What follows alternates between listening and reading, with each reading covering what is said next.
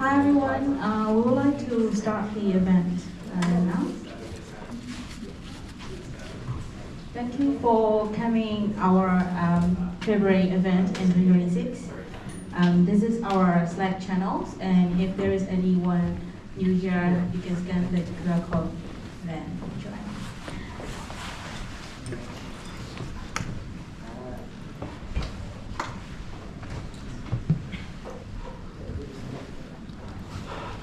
We would like to begin by acknowledging the traditional owners and custodians of the lands on which we met today and pay our respect to their elders, past and present, as well as the emerging leaders. We extend that respect to Aboriginal and Torres Strait Islander people today.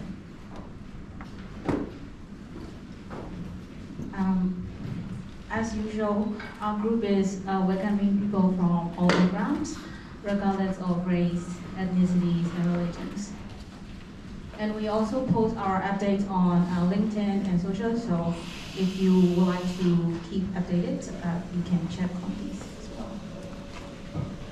And we really thanks to our sponsors, Judo Banks, AWS, and ThoughtWorks. Michael, do you want to give a few words? Yeah, thank you. Good evening, everyone. It's great to see you turn out. We were a bit worried with the protests and that going on, but yeah, it's great to see a lot of friendly faces and some new ones. If you don't know about Judo Bank, it's a bank playing in the SME sector with the aims of becoming the most trusted SME bank in Australia. I'd like to do a special shout out to our sponsors, AWS and ThoughtWorks, who came in clutch with the drinks at the very last minute. So thank you, ThoughtWorks, for your very prompt sponsorship. A little things about the venue here. The bathrooms are all the way past the elevators on your right. They're all gendered. We've tried again to get the building with the elevators and things like that working, but we have unfortunately been unsuccessful again. So if anyone needs anyone to do lift runs or anything like that, please see myself or my partner Sam, who works here, and we can do some lift runs to bring people up. I really hope you enjoy the talks. Thank you.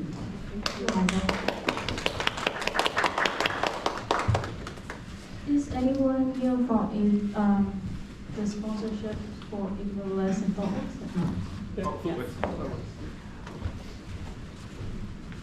Hi, my name's Bosco. Supposed to be Ned Ledger, you might have met. He's supposed to be here, but unfortunately he can't make it, and I'm just pinch hitting for him. Yeah, ThoughtWorks is a global software consultancy. It's really nice. I've worked with people from Kubernetes. I even did a project in Madrid. So yeah, it's a software consultancy. We help out companies if they want to build something new or look at something that they want to rejig. And like everyone else, we're just diving straight into AI. And it's actually a real challenge, I think, working with looking at legacy companies and trying to reorientate everything. So I think that's about it. Talk to me if you want to find out a bit more about ThoughtWorks, but we're really happy to sponsor Python because there's a lot of Python programmers in ThoughtWorks. Thank you. Thank you. And I also want to shout out to PyCon EU for 2026. You can also, it's open to start submission for the talk as well. So if anyone interested in for the talk, you can start submit the proposals for PyCon EU. And for our agendas, we will have 2 speakers for 30 minutes each, and David Colls and Inan. Yeah. And between that, we'll have a 15-minute breaks, and then networking after work, and then we will close at 8 p.m. And I would like to ask for Nigel, if you have a few words for hackathon. Oh yes.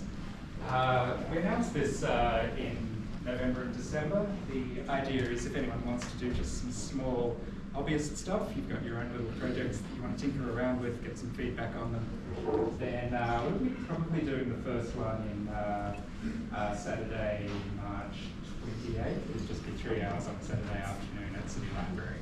But more details to come. If you join the Slack and then join the Happy Days channel, then there'll be more information there. Thank you, Major.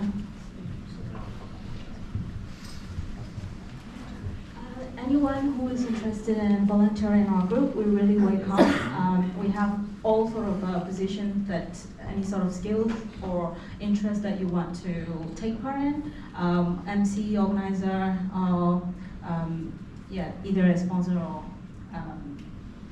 speaker as well. And yeah, once again, if you missed to join the Slack channels, feel free to scan. And our first speakers, David Colls,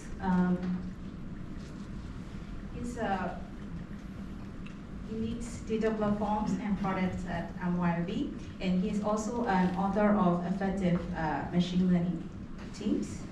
Please welcome David Colls.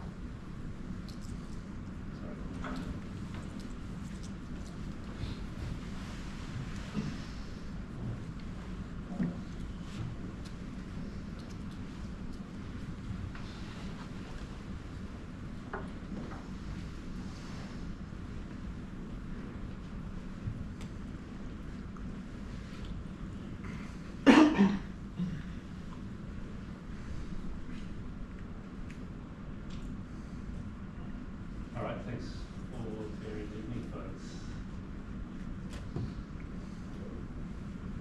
Yes, so I'm David Colls tonight. I'm talking about a tripler, an EV trip planning app for Australia. It very much falls into that hobbyist category that we were hearing about earlier, and that I've been talking to a few people tonight about interesting side projects.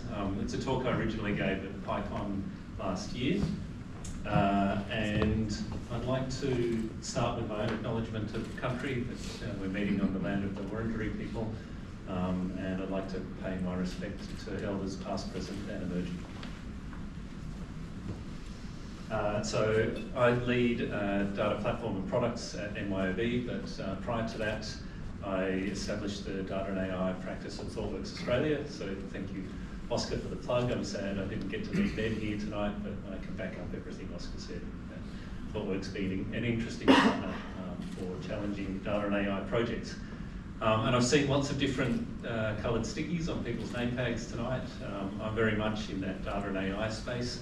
I hope there's something in this talk for people who have other colours of sticky on their name badges tonight. So I'm also a co-author of the book Effective Machine Learning Teams, which I wrote with a few ThoughtWorks colleagues, and that focuses on exactly what the title says, machine learning and data and AI projects more widely being a team sport, and the various factors that make teams effective from a product lens, from a practices lens, and from a people lens.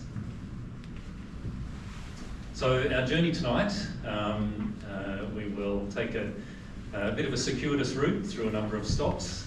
We'll start with the context for EV trip planning, why it's an important problem to solve, and then we'll stop at the problem definition to look at exactly what problem we're going to be solving. Then look at the various phases of building an app to solve that problem. That'll be a rather circuitous route through some twists and turns. Before we arrive at a demo, I will put my fate in the hands of the demo gods tonight, and I'll make sure I'm on the internet before I do that. what I learned in the process and what might be next. If you look out the left and right of the vehicle, you'll see a number of interesting Python libraries and tools and services that you might like to use in your own projects as well. So context for EV trip planning.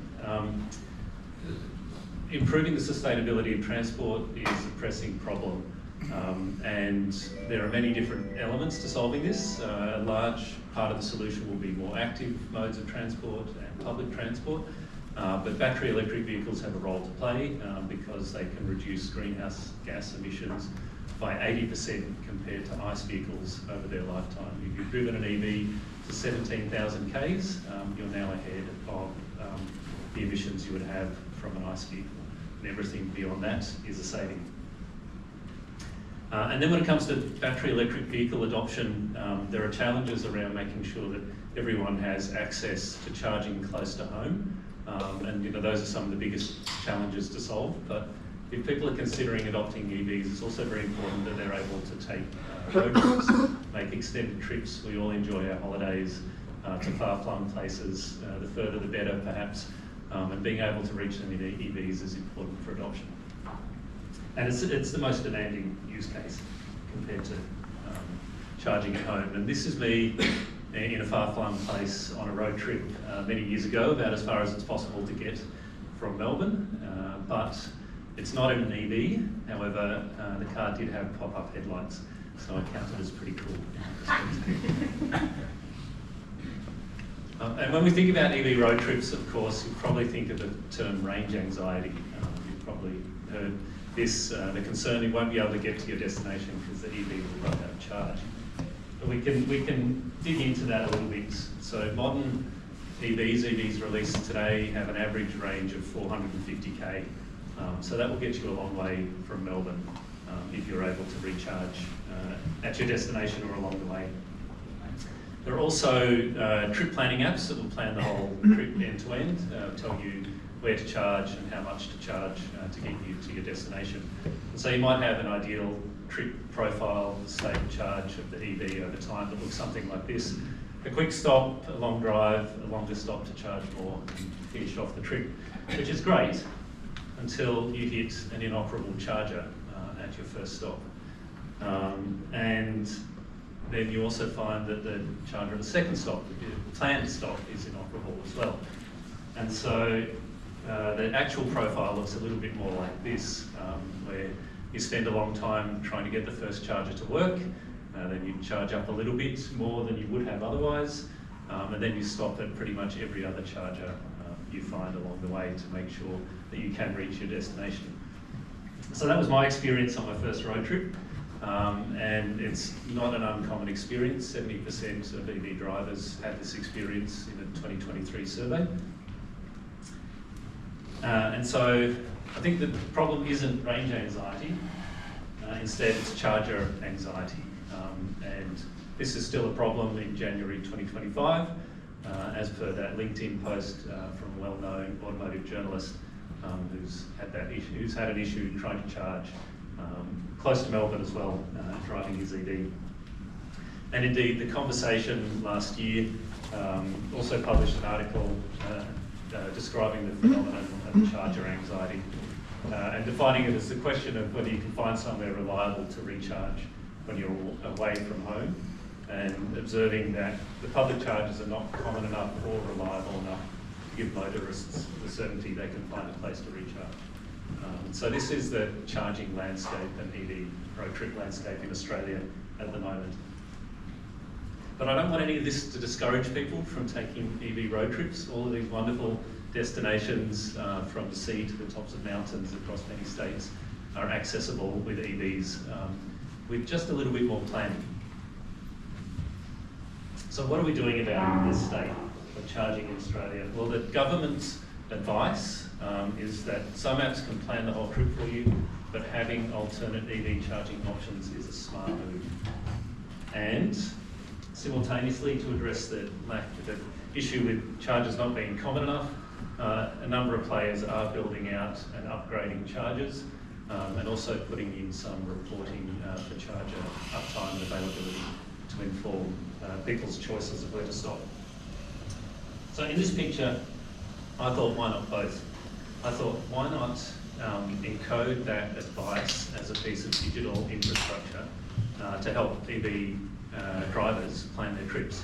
So this was the birth of Tripler, an app that will actually plan the alternate chargings for you out of the box rather than assume a smooth trip. And this can help not just the users of Tripler, but all drivers if we make better use of the EV charging infrastructure.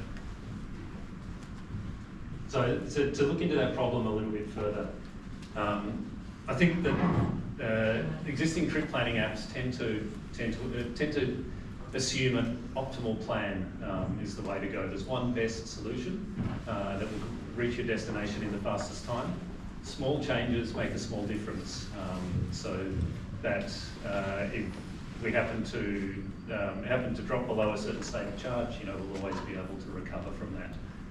When you have 200 kilometres or more between charges in Australia, that's not necessarily a safe assumption.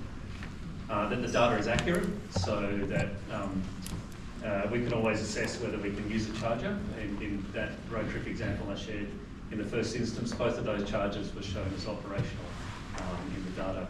And that we can execute perfectly, so we won't have roadblocks or delays or weather or floods or bushfires or anything like that on our road trips. So I think this is kind of characterised as an assumption of abundance, and maybe this is the case in some overseas markets where distances are a lot smaller and networks are a lot denser, and there are actually an abundance of charging options if your first option doesn't work.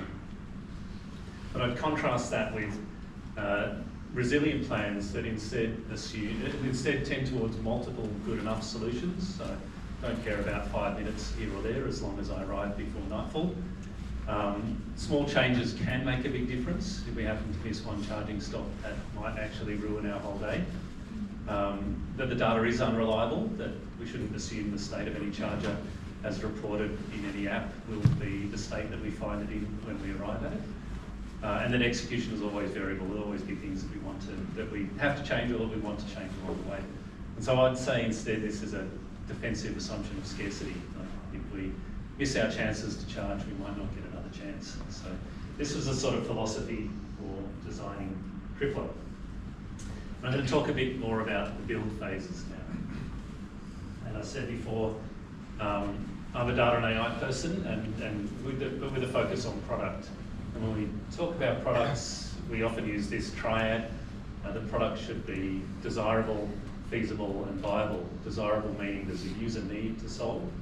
Feasible meaning that it's actually physically possible to build a product to solve this need, or mathematically possible. And that it's viable as well, that we can do it in an economic way and sustainably, whether it's a commercial model or some other model of delivering the software.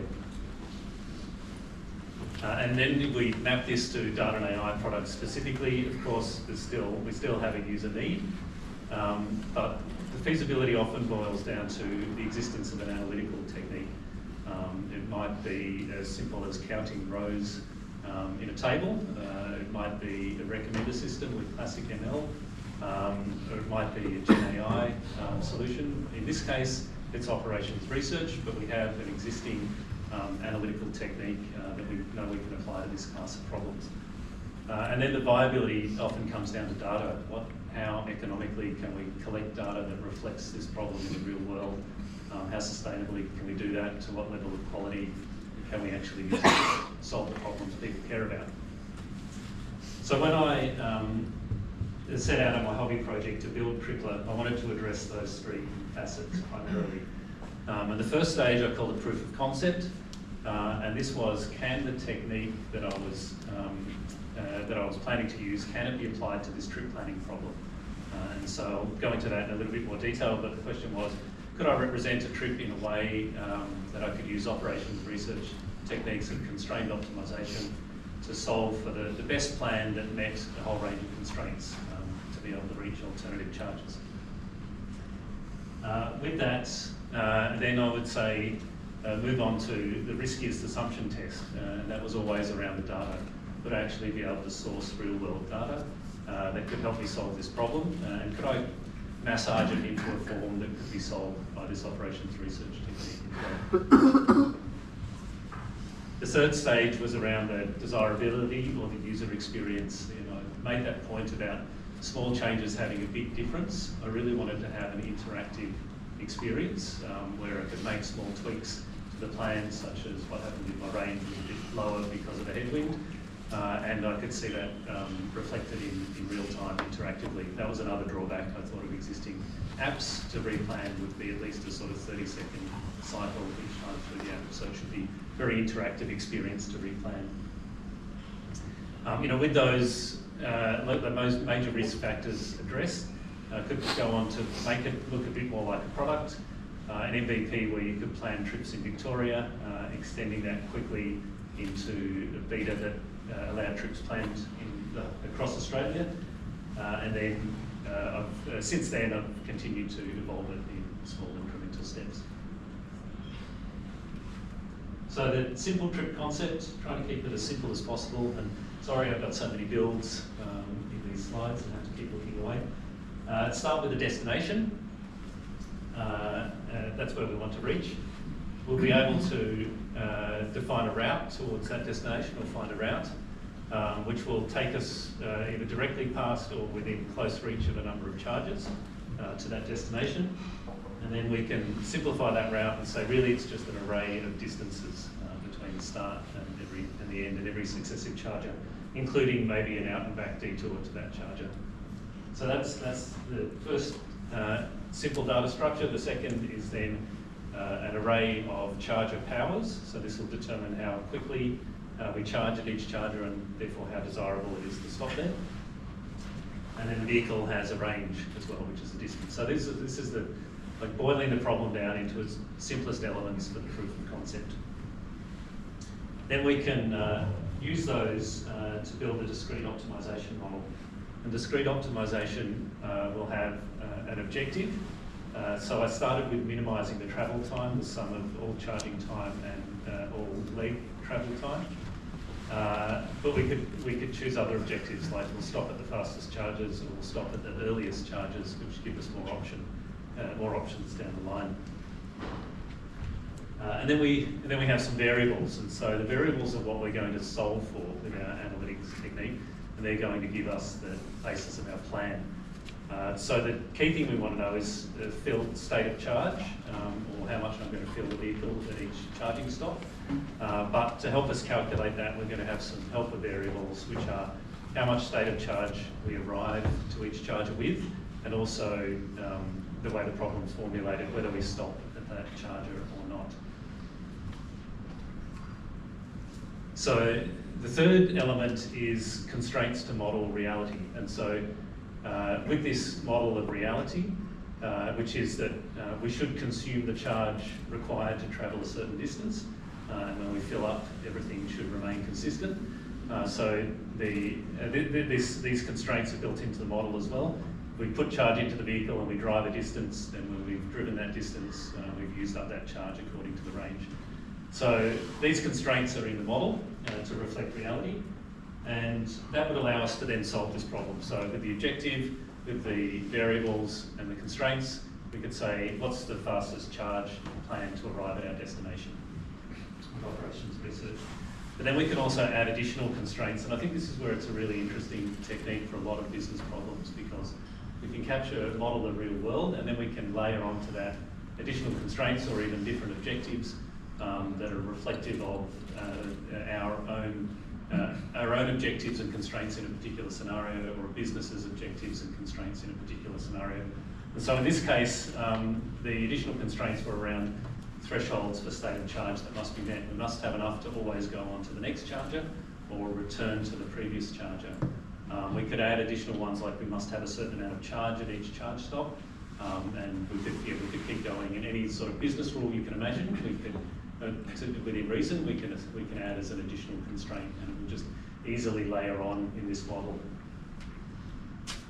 So then, then with that kind of conceptual model, we can go and write some code in Python, of course, and in a Jupyter notebook to start with, of course. Using that third icon is OR Tools library from Google, open source operations research library, and Matplotlib for visualization. So And then, yeah, with that, I was able to determine that I could plan within those constraints, and the plan would be different according to what set of constraints were applied to it. So both of these are aiming to solve for the shortest travel time, but in the first instance, the constraint is that we must always have 20% SOC at every charger. In the second instance, the constraint is we must always be able to reach the next charger along the road. And so slightly different constraints, slightly different plans, but just really data parameters fed into the same solution. The circles are supposed to represent the range of the vehicle at each point. And after drawing a few of these, I thought they looked like ripples on a pond, and that's where the name Trickler came from. But I simplified that down to bar charts again in the end. Edward Tufte would be proud in terms of my use of the dimensionality of the data. And then the second stage of this POC was to demonstrate that we could, that resilience we built in actually meant that we could replan and reach the destination. So here on the other side, we've got a plan where we planned it with those constraints so we can always reach the next charger. We've hit a faulty charger, and from that point we can replan and still reach our destination. So here I've sort of validated that this technique is going to give resilience in trip plans. So I validated it. On to the next question, which is around real-world data, the riskiest assumption in my mind for whether this product could be built. So for this, I turned to Open Route Service, which is a fantastic collection of geospatial tools and routing tools, and Open Charge Map, which provides, again, open data for charger locations globally. It's probably about 80% complete at any point in time, but it's a really good starting point. And Shapely, which is a Python library for geometric operations that works really well in a spatial data context as well. So with those, I could indeed take that concept of destination to reaching a destination according to a route, which was provided by Open Route Service. I could create a corridor around that route with Shapely, which would represent the sort of area I was prepared to deviate to reach a charger. And then I could find all the chargers from Open Charge Map that fit within that corridor. And then I could actually map or project their location to the nearest point on the route line. And so with this, I've now got an array of chargers, an array of distances, an array of charging powers, and of course the vehicle range. So just as I had set it up in the POC, I've been able to turn real world data into that problem formulation. So all good, right? There were just a few hiccups in that plan, and the first of them was Shell, Colls Express, Taylor's Lake, so 350 kilowatt charger. That's pretty accessible from both the Western, and which we're seeing in this case, the Western Highway and the Calder Freeway. You would probably want to stop there, but it's not exactly on the route, is it? If you're going to stop at that charger, you'll leave the route, you'll go to the charger, and then you'll go back to the route later on. You can't even use the assumption of the projection point return. You're not going to drive to the projection point and then drive to the charger and then drive back to the projection point and continue on the route. And so these are now starting to be significant distances for trip planning. It might be 1 or 2% of the state of charge of a vehicle. So I couldn't really live with that inaccuracy in the model of the real world data. But just think about how I could solve it. So my next attempt to solve it was, well, let's think as software engineers, we will think in terms of branches and merging.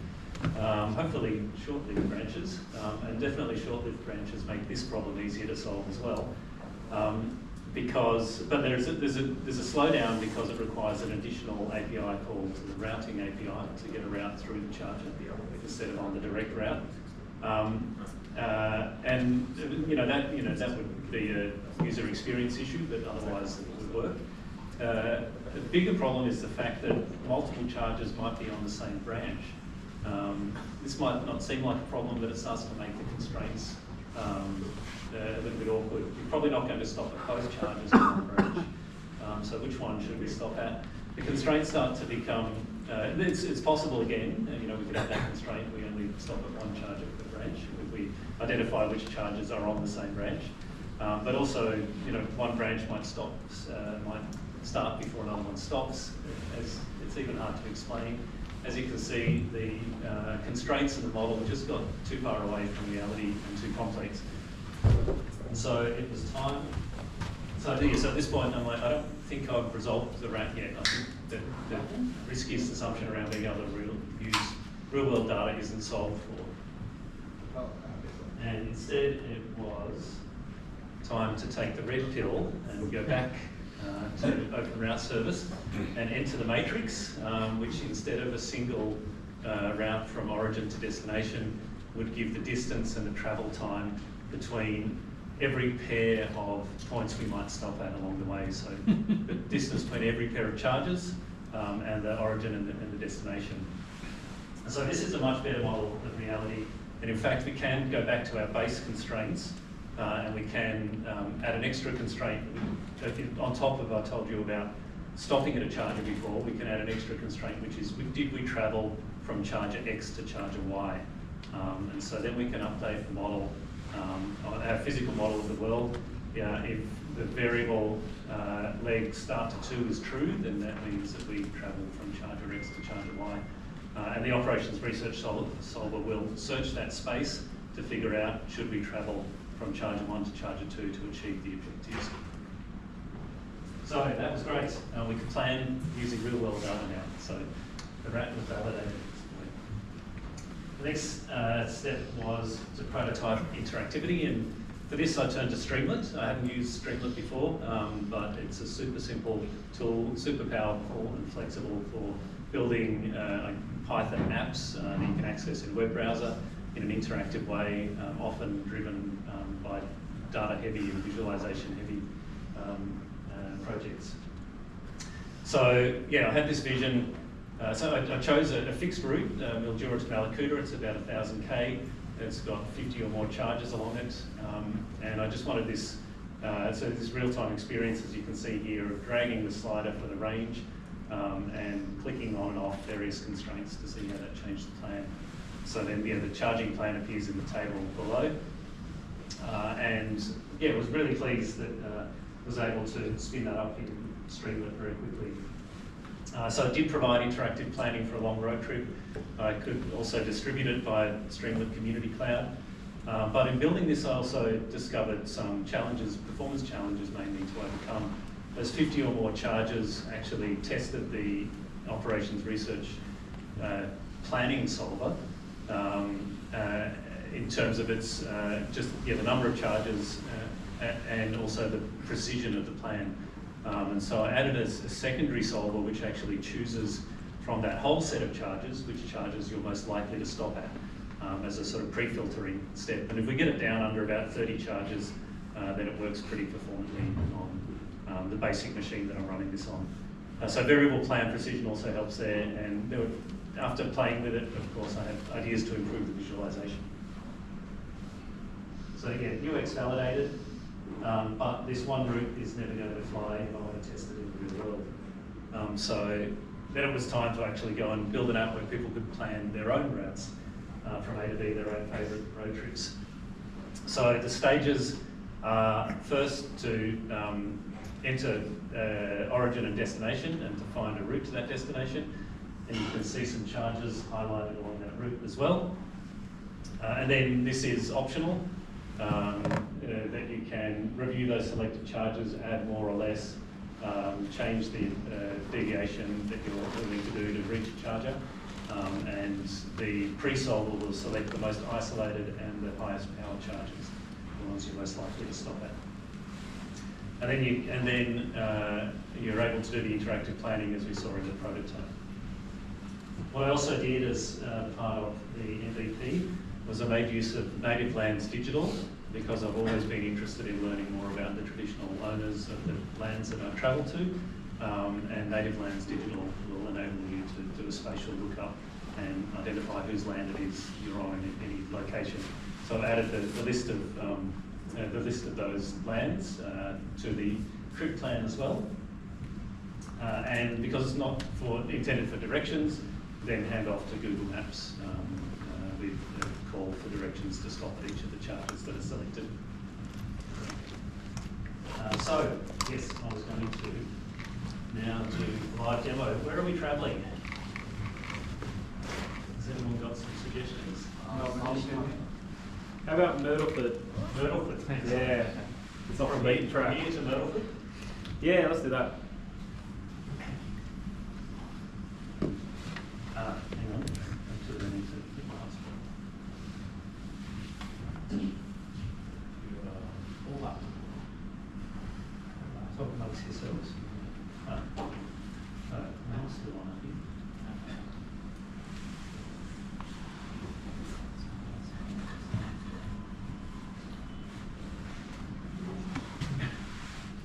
Try this. My phone and my Mac are saying different things about it.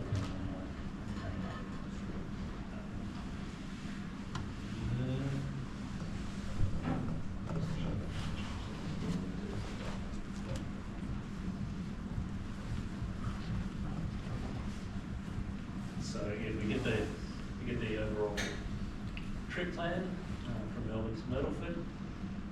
So we can see the charges selected. There's a lot more in metropolitan Melbourne. This is our selection dialog. We can dial this up and down to get a different set of charges. As you can see, I think we're already 24 charges. We already had most of them that have been returned from Open Charge Map. And then, so with these settings, we don't actually need to charge between here and Myrtleford, so that's actually made our range a lot shorter. And then we'll find a charging stop. And so EV Caltex, I think that's it. Jones Street, Avenue, I think. Yeah, that's a fast charger. But another thing I found when I built this is it's useful to know about the charging destinations or the charging sites that you're going to be stopping at. So Tripler has a little brother, Stoppler, which will give you information about charger and its local amenities. But we could... Can we extend it off the beaten track a bit to Abbey Yard or Dangdongadale? Oh, okay. Might need some help. It's in the same vicinity. It's just curious.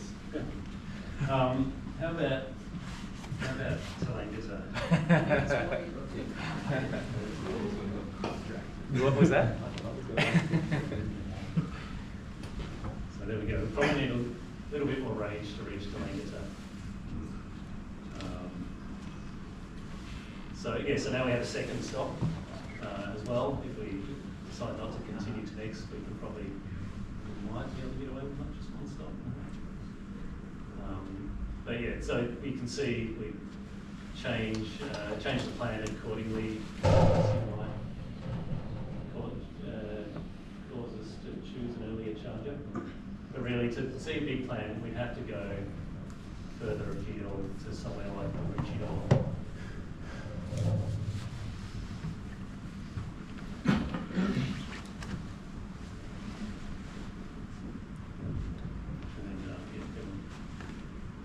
See a plan that has a lot more charging stops, especially at only 140k range.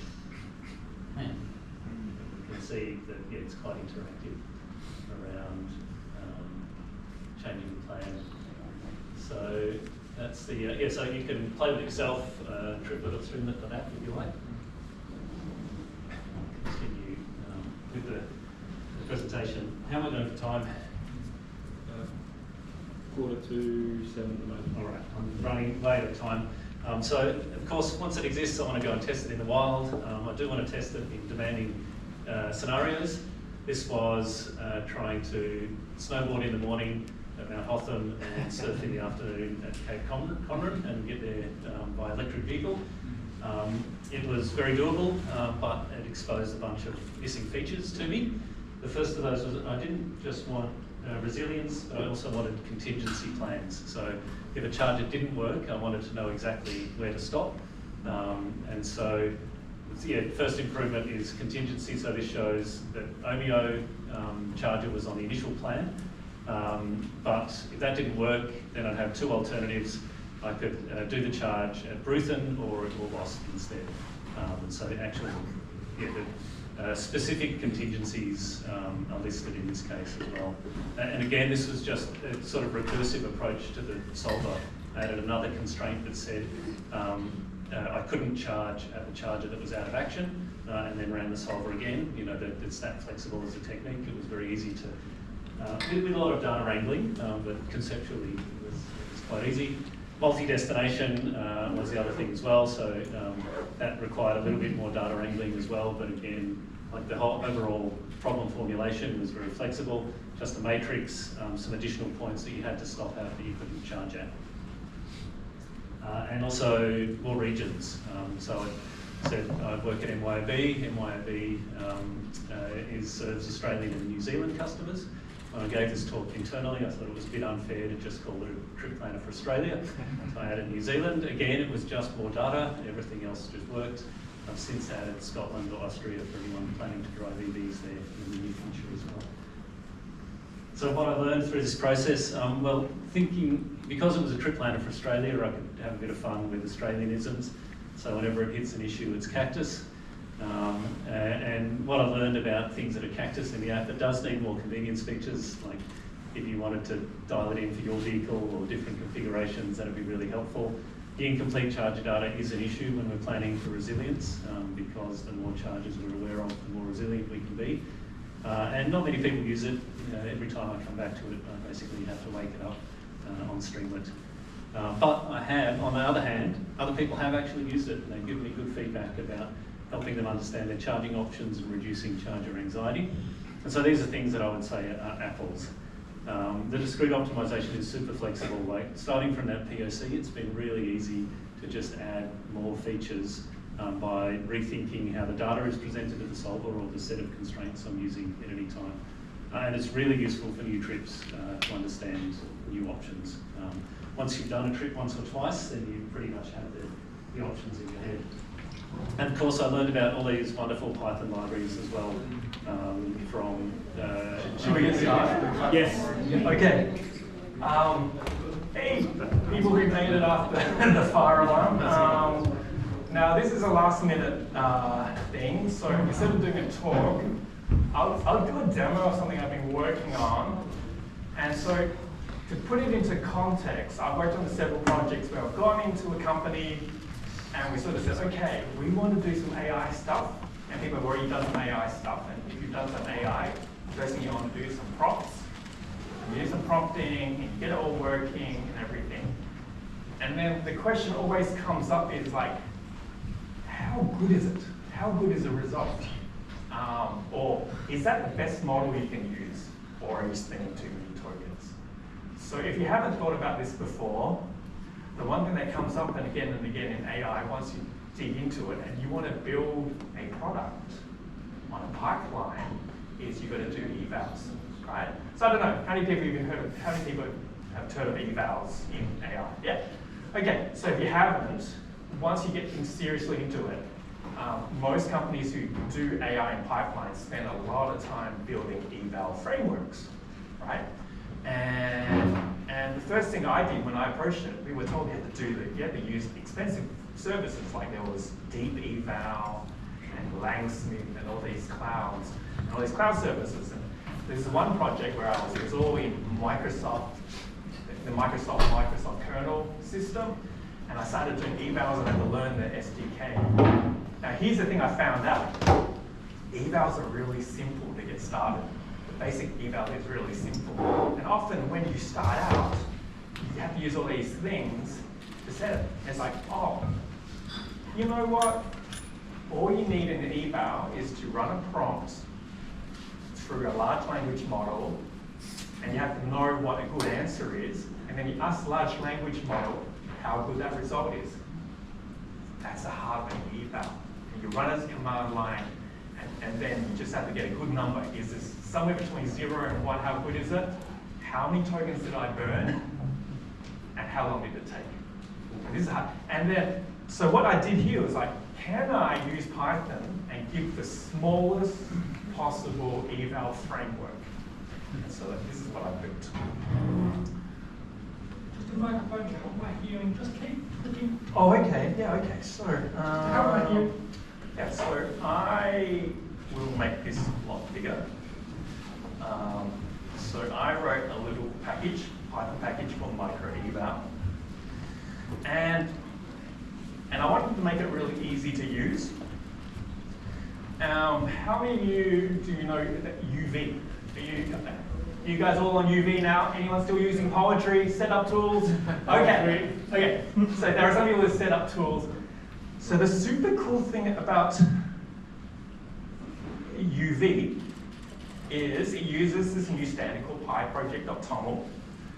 And one of the coolest things about it is you can do something called project scripts, and you can create a command, and UV handles this command. Let me demonstrate. So this is the project, my project, PyProject.toml. In the PyProject file, I have Microeval. Now the second thing I want to point out is I have sent it to PyPy. Let's say its package mode is true, and I can't remember where it is. Oh no, this, right. So you have a repository, but if I go to PyPy, so every time I write this, I can actually, I also make sure I publish it. Like UV publish puts it into PyPy. So Microeval. Now, there's a reason why I'm showing you all this. So there it is. So that project I've also put onto PyPy. So Microeval. So that means, and this is a super cool thing, when you download UV, you can run this command called UVX. And I can type Microeval. And what this does is on your computer, that's all you have to do. UVX, you Rust, will go to PyPy, look at that package, see what version of Python it is. UV will now download Python, that version of Python, set up a VM in a special location, install the whole thing, and I'll run it. So I know I've already got on my computer, but this is a totally brand new. So UVX has just now run that command, Microeval, that was in my Py project, and it's actually downloaded the entire repo into it. So this is the first thing I want to show you. This is something I've been doing a lot, using PyPy and UV to run effectively cross-platform CLI tools. Now, this example, so obviously you've never done a micro, if you haven't done an eval before, you want to run a demo. So I've got 3 demos set up. Now, firstly, before we go on, there is a little bit of a preamble, so I'm going to have to go into my own directory, and I'm just going to cat an M file. So what I'm doing here is obviously if I'm going to do any LLM stuff. All right, you see? Oh no, you see my keys. Please, okay, just if you've got a photographic memory, please erase this from your mind. But you know, I've got my Open API key, I got my Grok key, and if you've done any AWS, what I found is having profile set up is the best way to do it. So I've got to get this set up, right? Now let's say I've got this set up, and this .env file is in my current directory. This is all I have to do. UVX Microeval and demo 1. So it's going to run a web server, and then it's going to produce a user interface. Now this is a lot to look at. So this is what it's going to do. So in my first demo, I have 4 runs, right? So on the left here, these are all the runs, right? And what is a run? It means I need a system prompt. So this is a very simple system prompt. I'm going to make it a little bigger to read it. Just like URL for assistant that summarizes text concisely, very simple one. And then some input, quick brown fox jumps over the lazy dog. And the output might be just the main sentence. Okay, I just picked a really dumb example. But what I want to show you is when I talk about eval, there's nothing mysterious about it. This is the essence of an eval. You need a system prompt that you're going to use. You need an example input, and if you can click here, you should be able to, well, I'll show you that, no. And then you need an output, which is your expected answer. That's it. And what I found was when I started using deep eval and whatever, evaluators were very complicated. I realized you don't need many evaluators. You just need what's called equivalence. And I'll show you later what equivalence is. Equivalence just means how good is what the model produces similar to your expected output. Right, so what I wanted to do is I want you to be able to switch between services, Bedrock, OpenAI, or Llama locally, and Amazon.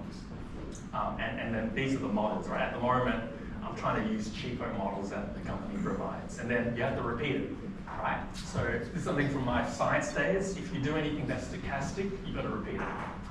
Otherwise, you're all over the place. Okay, so that's the first run. So how does this run differ from the second one? It's actually the same prompt, the same input, and the same output, but we're going to choose a different model, right? And then all you have to do is click run, and it will run. Now, I've got some error. Oh, you know what? Evaluation OpenAI is not set. Okay. I think I run it from the wrong directory, so excuse me. I wasn't expecting to run this demo. I'll redo it again, and I'll use UV run Microeval. I think part of it is like picking up. Okay, so I'm just going to get back to here, run all. Okay, cool, it's running. So I really like showing this. I really like doing websites with Plotly, and as it runs, and it will actually print out the results as it's going along. So obviously, Grok is the fastest, and then Bedrock's the next fastest. And then, do we have any more? I just want to see the runs. Yeah, these two guys are still running, so let's look at the graphs. And how do we do? Okay, so now word count is just the easiest evaluation. It's not really that interesting, but coherence is really cool. So it's the same prompt, same input, same expected output, and the coherence is, differs between the models. Now, what have we got here? We have now put a number on the accuracy of the model. And how long did it take for me to run that? Not very long. And I've just used Python to set it up. So equivalence store is the most interesting one. So this is where the power of more sophisticated models comes in. The more sophisticated model, the better it's going to be, and the better the equivalence score is. And then, now, in terms of performance, the elapsed time is something you're going to think about. And you can see, obviously, the Llama is much higher. GPT 4.0, that's one I use, is there. And one of the things I found is, I don't know if you know, but Grok, the performance of Grok is actually about, in many cases, 5 times faster than ChatGPT or Anthropic. And then Bedrock is the one that always most of our customers end up on Bedrock because everyone wants to be in their AWS network. Okay, and I think so. This is it working, and this is the system. Now you might ask yourself, okay, this is a UI. You've got a lot of mystery happening, and I want to show you there's actually not a lot of mystery happening because I'm going to run all this on the command line. So I'm going to kill this. So I'm running a web server over it. So what I'm going to do is I'm going to use Sublime Text, or maybe not. I'll use Cursor. The only reason is Cursor allows me to zoom the text up so you can actually see it. All right. So I'll close all the things, close it up. So if we go to the repo, all right, you got Microeval, that's a Python package, right? What happens is when I type in Microeval demo 1, I created this directory called summary evals, right? And the summary eval structure is very simple. You have 4 directories. One is the prompts, and that's the prompt that I used. The queries are all the possible inputs and outputs. Here it is, inputs, and then outputs. The runs are actually all the 4 runs, and there it is, the runs. It's like, oh, this run, I'm using the query called summarize in the prompts in the query directories. I'm using the prompt summarize in the prompt directories. I'm going to use Bedrock. That's the model I want to use, repeat, whatever. That's it. And then it puts all the results in a YAML file. So this is, what's interesting is when I called bedrock, it actually ran it 3 times. I made sure the temperature wasn't 0, so I'll get a little bit of variability, right? It depends on your problem whether you want variability in your work or not. Sometimes you want 0, you want no variability, so you can be completely predictable. Other times you want that little bit of messiness. And then it shows you, it ran it 3 times, and in this case there wasn't much deviation. And then it gives you all the results, the values, the average, and standard deviation. So what I meant is, even though I had a user interface show you, in the end it's all YAML files, right? Because the goal of this package is to get you started. You want to run the evals, but if you want to move to a more important, more high-powered eval system, you can, because everything is in the YAML file. You can write scripts that slurp it into your system. Okay? So, okay, that's cool. Now, I'm going to go back to the command line.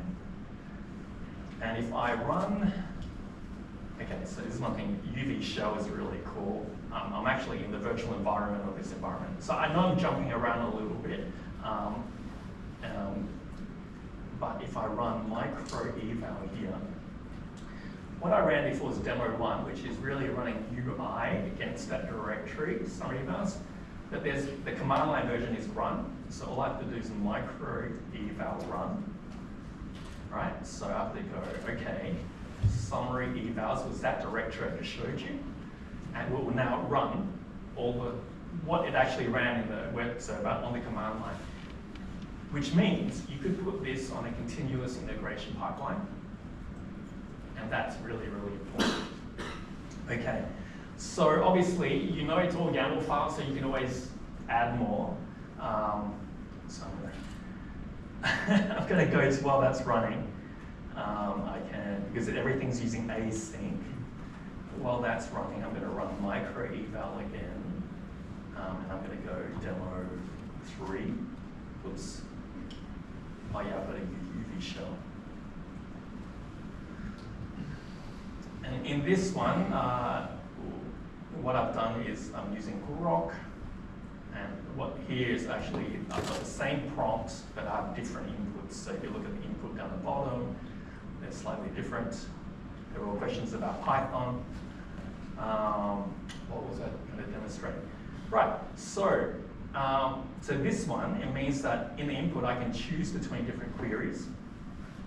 Right? So now I could change the YAML files underneath, or I can just do this copy command. I'll just copy one. It'll create a new one, and then I can just edit it.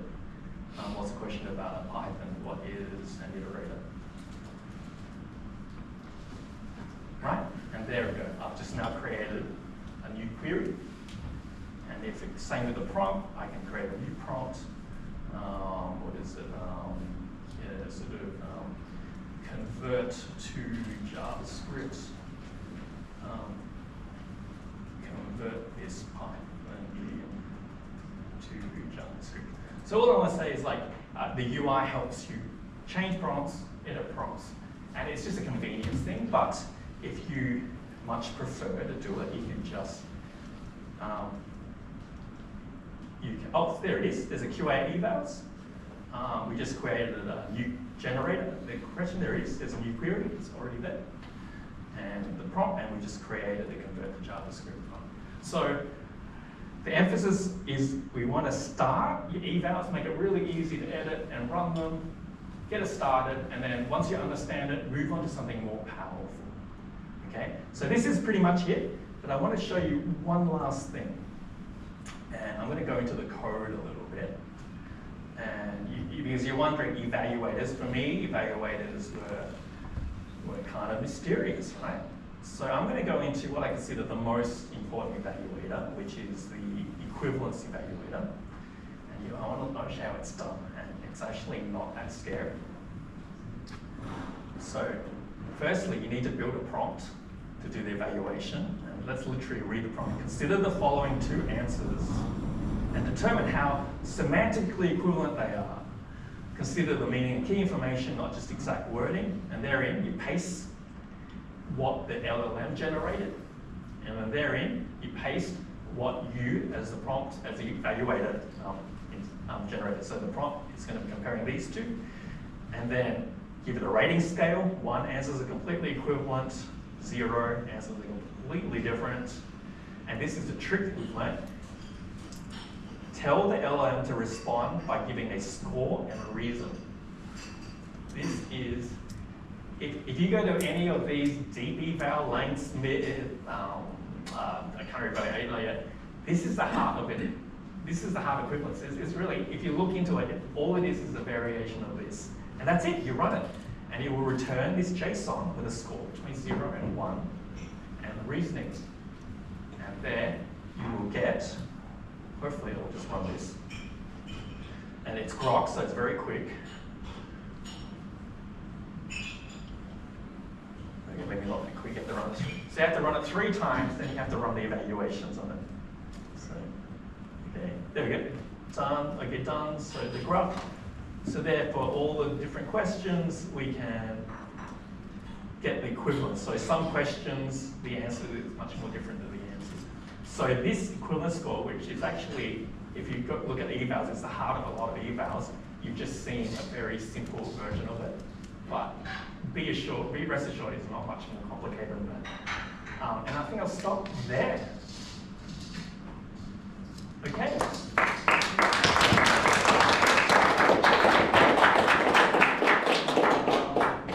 Any questions? No questions? That's okay. That's okay. Thank you. Thank you for waiting. I hope that was helpful. Hope you learned a bit more about evals. Yeah. And I have to emphasize UV and PyPy. So good. I have gone back to all my old projects and converted everything to UV in my project. Okay, organizers. I hand it back to you.